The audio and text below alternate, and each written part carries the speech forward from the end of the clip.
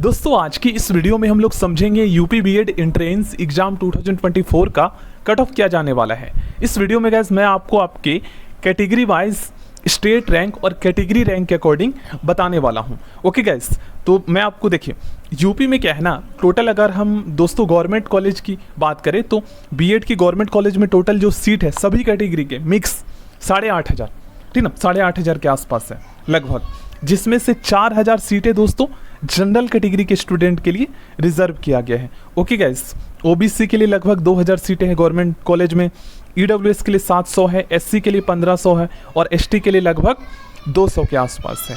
Okay guys, तो देखिए मैं यहाँ पर रैंक के अकॉर्डिंग आपको बता देता हूँ। देखिए दोस्तों, अगर आप जनरल कैटेगरी से हो और आपका रैंक दोस्तों लगभग 9,000 के आसपास आया है तो आपको गवर्नमेंट कॉलेज मिल जाएगा। आपको आप लोग कहेंगे कि सर 4,000 ही सीटें रिजर्व है तो 9,000 रैंक पर कैसे मिलेगा, 4,000 के आसपास आएगा तभी तो मिलेगा।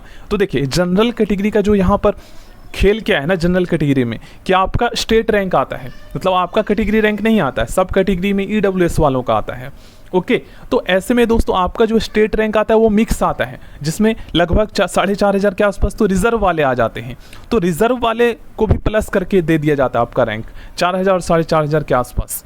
तो लगभग मैं 9,000 इसलिए बता रहा हूँ क्योंकि 500-600 स्टूडेंट ऐसे होते हैं जो अदर कोर्सेज में एडमिशन ले लेते हैं, डीएलएड में ले लेते हैं, 4 साल का बीएलएड में ले लेते हैं और भी अदर कोर्सेज में एडमिशन ले लेते हैं, तो इसलिए सीटें खाली बचती हैं। तो ओवरऑल रैंक का मतलब, स्टेट रैंक का मतलब यही है कि आप रिजर्व कैटेगरी को हटा दीजिए, लगभग 4,500 को घटा दीजिए तो आपका यहाँ पर 4,000 के आसपास ही रैंक आता है। ये चीज़ें समझना होगा, लेकिन स्टूडेंट समझ नहीं पाते हैं, तो इसलिए आपका 9,000 तक पर भी गवर्नमेंट कॉलेज मिल जाएगा। ज़्यादा से ज़्यादा अपने आसपास के गवर्नमेंट कॉलेज प्रेफरेंस में भरोगे ना, काउंसलिंग जब होगा तो ज़्यादा चांस होगा, लेकिन दूर का आप अपने अकॉर्डिंग भरिएगा। ओबीसी की बात करें तो 2,000 सीटें हैं, तो ओबीसी में 2 रैंक आएगा भाई, ये स्टेट रैंक आएगा और आपका जो है यहाँ पर कैटेगरी रैंक आएगा। अब कैटेगरी रैंक का मतलब यहाँ पर ये है कि आपके कैटेगरी के ही कितने स्टूडेंट हैं उसके अकॉर्डिंग आपका रैंक आएगा। अब 2,000 सीटें रिजर्व है तो कैटेगरी रैंक अगर ओबीसी से आपका 2,000 के आसपास आता है, 2,200-2,500 के आसपास भी आता है, तो भी आपका यहाँ पर गवर्नमेंट कॉलेज मिल जाएगा। क्योंकि 200-300 स्टूडेंट ऐसे होते हैं जिनका सर्टिफिकेट रिजेक्ट होता है, रिन्यू नहीं हो पाता है, तो इसलिए रिजेक्ट हो जाता है। 1 साल से ज़्यादा पुराना नहीं होना चाहिए ओबीसी एनसीएल। किसी का जो है यहाँ पर अदर कोर्सेज में एडमिशन ले लेते हैं तो इस वजह से भी सीट खाली होती है। तो मैक्सिमम मैं आपको 2,500 बताता हूँ। ओके गैस, 2,000 पर तो आपका हो ही जाएगा। ईडब्ल्यूएस की बात करें तो यही आपका जो है 700-800 के अंतर्गत आना चाहिए। एससी कैटेगरी की बात करें तो एससी कैटेगरी से आपका रैंक जो है 1,500-1,600 आ रहा है तो हो जाएगा। ओवरऑल रैंक भी मैं बताऊंगा, एसटी के लिए लगभग 200 से 250। अब ओवरऑल रैंक की बात करें तो मैंने बता दिया है जनरल का यहाँ पर लगभग 9,000, ओबीसी की बात करें तो यहाँ पर आपका जो है 17,000 के आसपास, ठीक ना।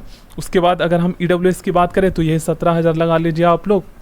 एससी की बात करें हम तो एससी का जो लगभग कट ऑफ जो आएगा ये आपका 25,000 से ऊपर अगर ओवरऑल आपका रैंक है तो भी हो जाएगा, 25,000 से 30,000।